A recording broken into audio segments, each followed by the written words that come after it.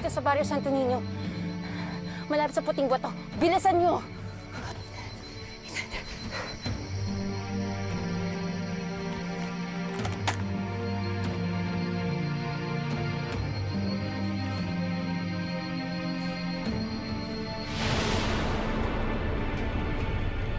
Sir! Sir! Tumawag ng ambulansya!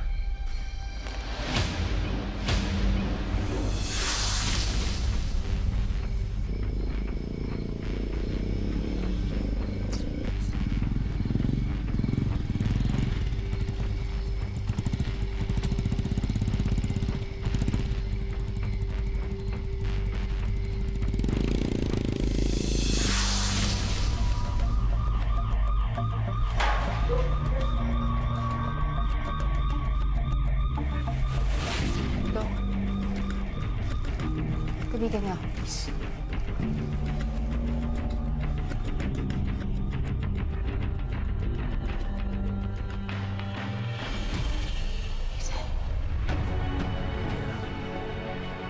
Ethan, huwag kang bibitaw. Lumaban ka.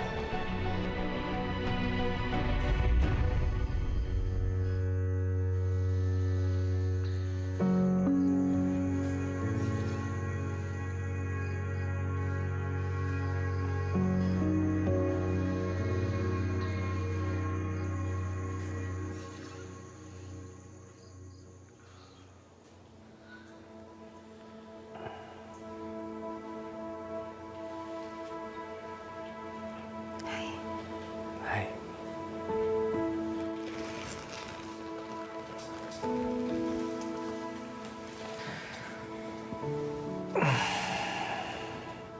Kumusta ka? Sa langit na ba ako? Huwag ka magbiro ng ganyan. Mabuti nandito ka. Oo, nalaman ko yung nangyari sa'yo eh. Buti pinayagan ako pumunta dito.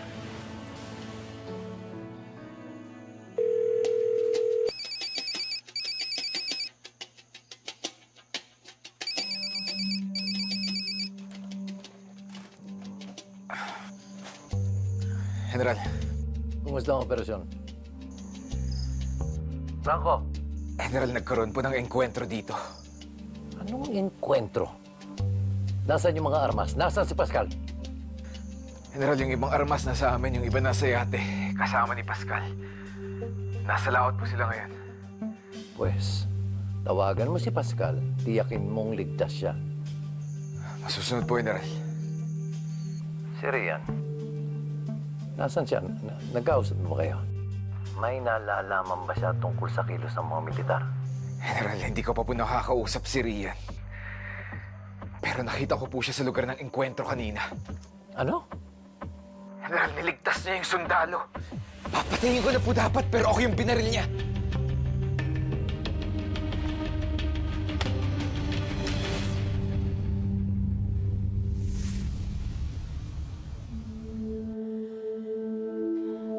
Nakaligtas ka, Ethan.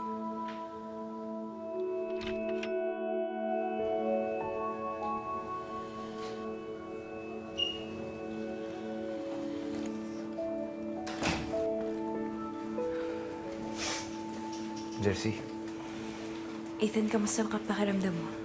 maayos naman. Naka-okay na ako, lalo nandito si Rian. Mabuti naman. At mabuti rin nandito si Rian. Sandali, bakit ka nga pala nandito? Ang ibig ko sabihin, di ba may medical mission ka? Tapos na yan. Alis na rin kami. Nagpaalam ako kay Chief kung pwede kong dalawin si Ethan. Punta ko na yung doktor niya para makapag-usap na sila. Rian, babalik ka kaagad, ha? Pakibilisan. Kasi...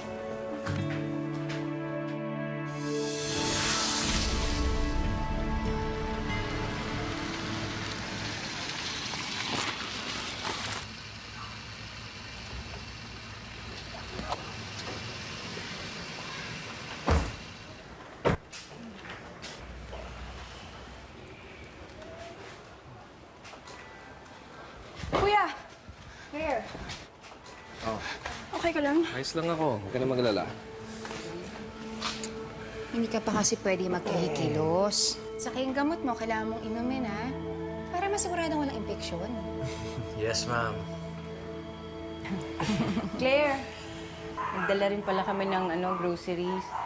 Gusto ko sanang ipagluto kayo eh. Salamat po. Tara po, samahan ko po kayo sa kusina. O sige, pero pwede ba nating silipin muna nanay mo? Opo, nasa kwarto lang po. Nay, meron po kayong bisita.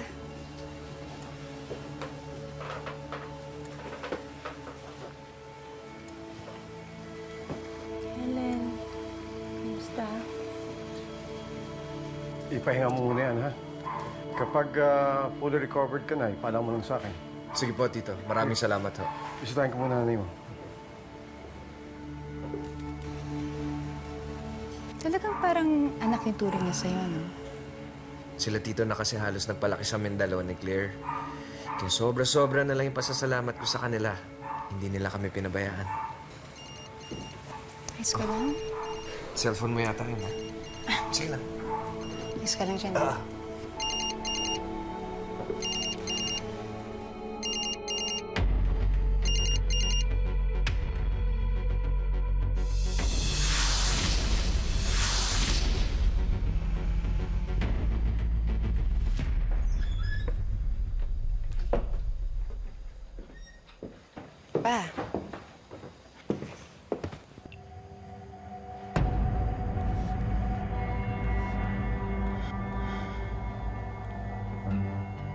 Anong pumasok sa utak mo? At binaril mo si Franco, ha?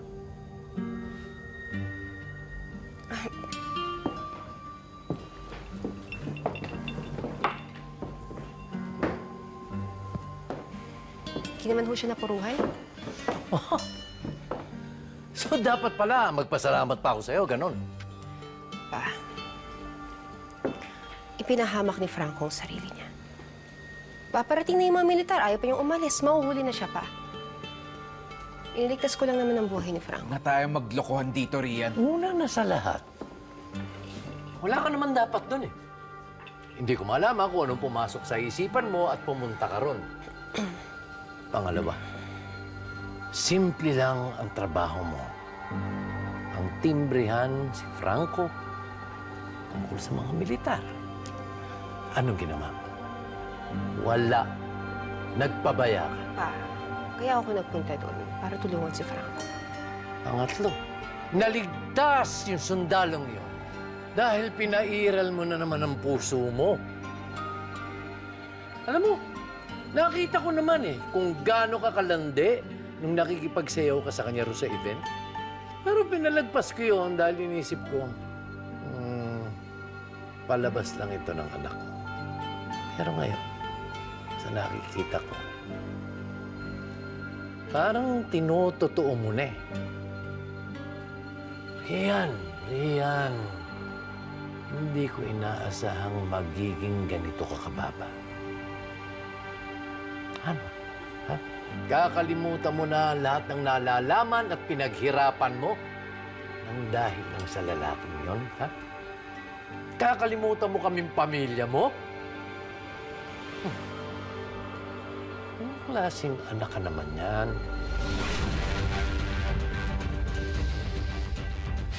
Tapatin mo ako. Mahal mo na ba ang sundalong yun?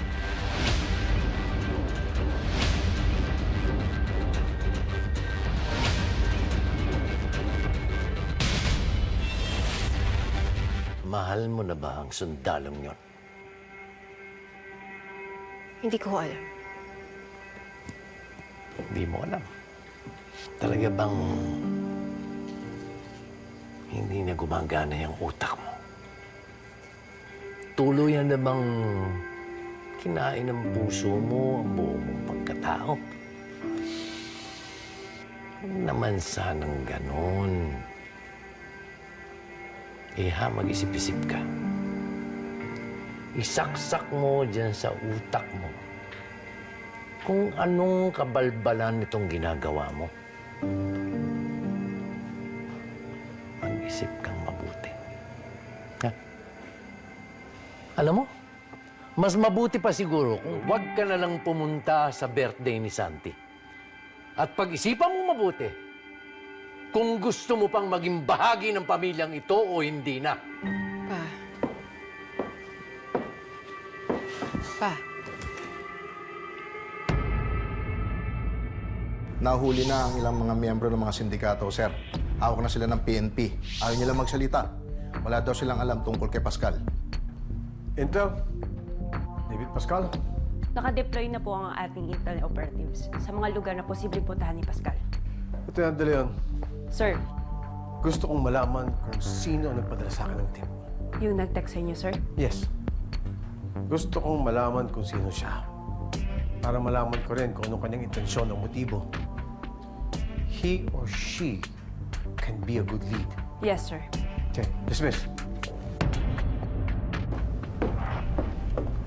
Uy, Rian. Kapag may kailangan ka, sabihin mo lang, ha? Ate!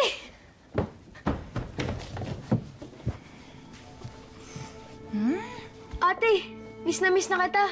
Bakit ang tagal mo hindi pumunta dito? Sabi ko naman sa'yo, darating ang ate mo, eh. Di ba? Oo nga, Kuya Andoy. O, sige, may iwan ko muna kayo. Alam ko naman miss na miss mo na yun si Ate Rian, eh. Ate, malapit ng birthday ko. Punta ka, ha? Hindi ko na kasi alam kung kailan yung birthday ko nakasama ka. Sige. Gagawa ng paraan ni ate, ha? Table for how many? Very artistic ka talaga. Artistic ka. Yung sa red velvet cake. Yes, ma'am. Nakaprepare na po lahat ng ingredients. Good. Amelia, napadaan ka. Oh, relax. Hindi ako manggugulo. Let's have a seat then. You want anything? Can I offer you? No, thanks. Hindi naman ako magtatagal eh. Naisip ko lang, since nag-invest ng pera dito ang asawa ko, at malaki-laking pera na rin na nailagay na sa'yo, gusto kong kunin na sa bisyo mo. Anong ibig mo sabihin? Mag-birthday ang anak namin si Santi at hindi pa ako nakakakuha ng catering service. Nagka-cater ka ng children's parties, right? Oo, pero Ayaw mo? Bakit? Katanggihan mo ako. hindi naman sa ganun, Amelia, pero bakit? Gusto ko malaman kung karapat-dapat ba kayo. Tsaka, bakit nga ba nag-i-invest ang asawa ko sa isang maliit na restaurant? Bakit ka malungkot, ate? Ako? Hindi, no? Marami lang iniisip ang ate mo. Nag-away na naman po ba kayo ni Papa? Kasi alam ko, pag malungkot ka, nag-away kayo ni Papa eh. Meron lang kaming konti maliit lang na hindi pagkakaintindihan, pero maayos rin namin to. Huwag ka mag-alala sa ate mo. Ate, alam mo kung ano wish ko sa birthday ko? Ano? Sana lagi tayong masaya at magkakasama ni na Mama at Papa.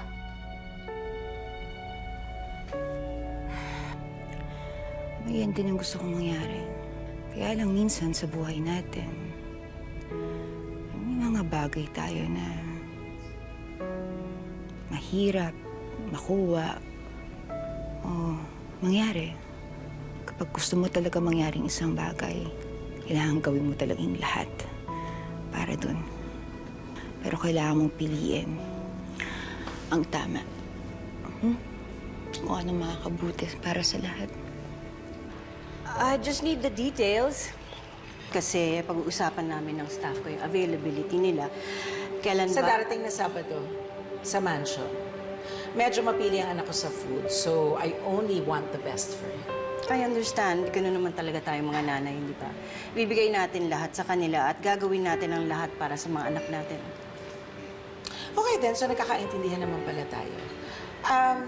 Gusto ko ng party at pagkain na magugustuhan ng mga bata, pero at the same time, healthy at hindi mukhang cheap. Yun lang ba? Ilang beses na rin ako nag-cater sa mga children's parties and ako mismo nag-i-insist na itry ng clients namin yung mga favorite ng mga bata. Pero healthy versions. Like, I can make black bean burgers, baked carrot fries, and vegetable lasagna. Black bean burgers, vegetable lasagna. Naku, baka maging mapait ang food. Ayoko pa naman ng bitter. It won't be bitter. It's going to be better. Don't worry, alam na alam ko kung anong gagawin ko. General, Nahanap na po namin si Pascal. Nasa laot pa rin ho siya. Pero tatawagan ko ho siya kapag may konkretong plano na po tayo. Kailangan natin ng bagong plano sa lalong madaling panahon. Kailangan ko ng mga armas ni Pascal. General, may mga minamanmanan na kaming mga lugar doon. Kailangan lang namin siguraduhin walang sabit sa mga lugar na to. Ang higit na dapat mong manmanan ngayon ay si Rian. Hindi ko gusto ang mga kinikilos niya. Kailangan may gawin agad tayo bago niya tayo tuluyang traitor. Franco, ikaw na lang ang pinagkakatiwalaan ko. Opo, General.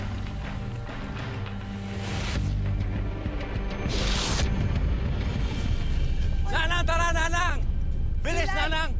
Bilis! Sandali, ating natin si Ate Cora mo. Ba't ka ba nagmamadali? Bata ka. Bilis, Nanang, bilis! Nag-usap na kami ni Rian tungkol sa oras. Magkakausap kayo ngayon. Masaya siya, Nanang. Napapasaya natin siya, anak. Kaya nga, pala yan sabi ng salamat, hindi ba? Oh, Ba't siya malungkot umalis dito? may problema, anak. Ano, Nanang? Mahirap pa ipaliwanag sa ngayon, anak. Ang importante, alam din niya na may paraan para itama ang lahat.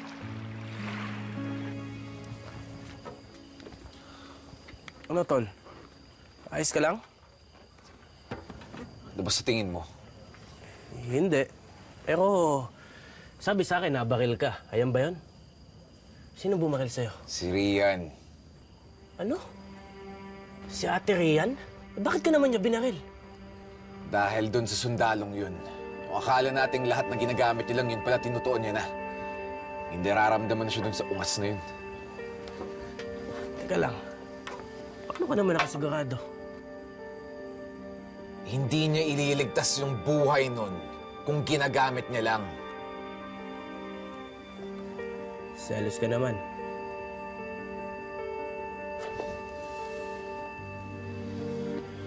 Talagang kwentang kausap.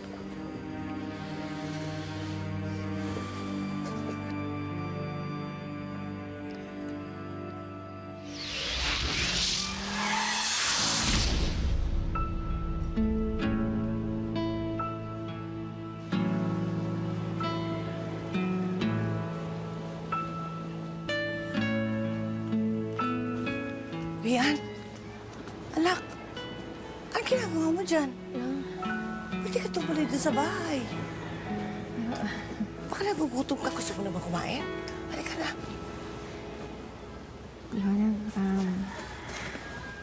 Dito lang ako kasi dinala ko lang itong mga gamot na makakailanganin niyo pa ako. Pero hindi mo ako magtatagalan. Anong problema, anak? Hihirapan ako. Gusto ko lang naman ho gawin kung ano yung tama. Pamilya ko yung magiging kapalit.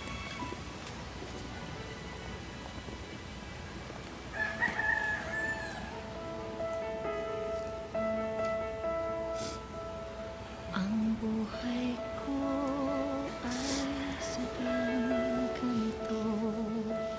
Pira-pirasong mga alaala, di ko mabatid kung ano ang Rian! Rian! Rian! Ilay! Kumusta ka? Manang! Manang! Andito kami!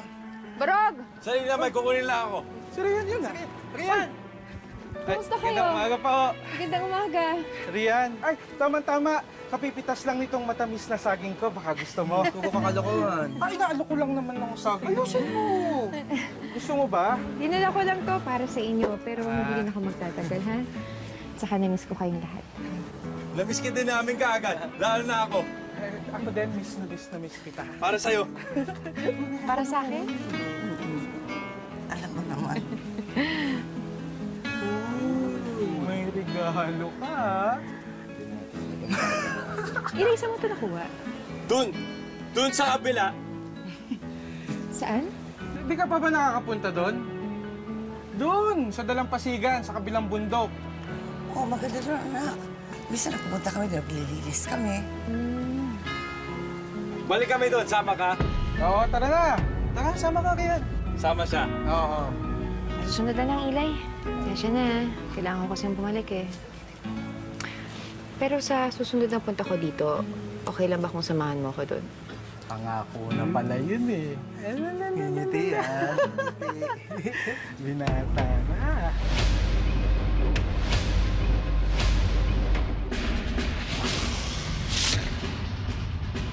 May balita ka na ba dun sa mga nahuling sindikato? Alam mo na ba kung sino yung mga nakabaril kay Sir? Wala. Wala ang nagsalita ni isa sa kanila. Mukhang malakas yata yung kapit nila sa leader nila eh.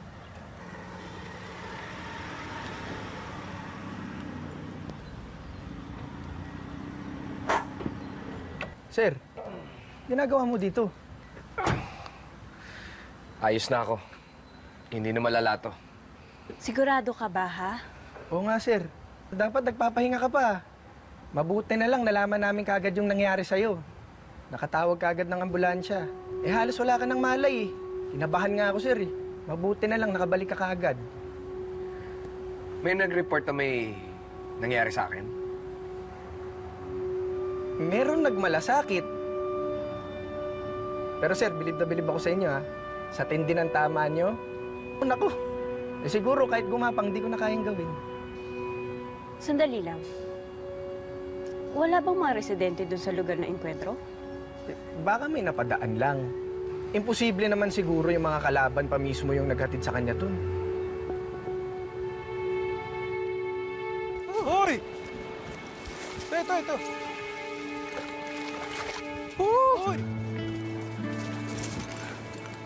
Hoy, tama na yan. Ilay! Layo pala lakadin natin, hoy! Saan nyo?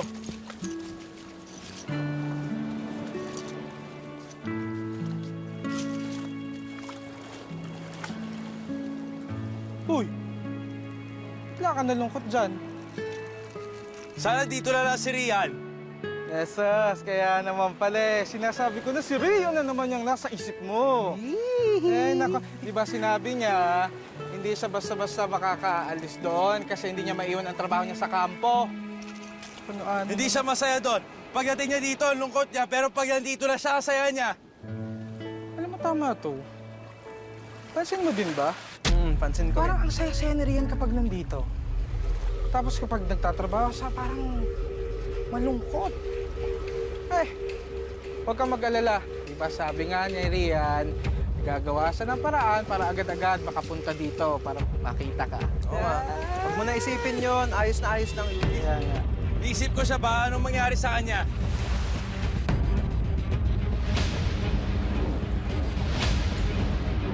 General, may nahanap akong lugar kung saan natin pwedeng gawin ang operasyon. Walang nagbabantay dito. At nalaman kong hindi to sakop ng kahit anong barangay.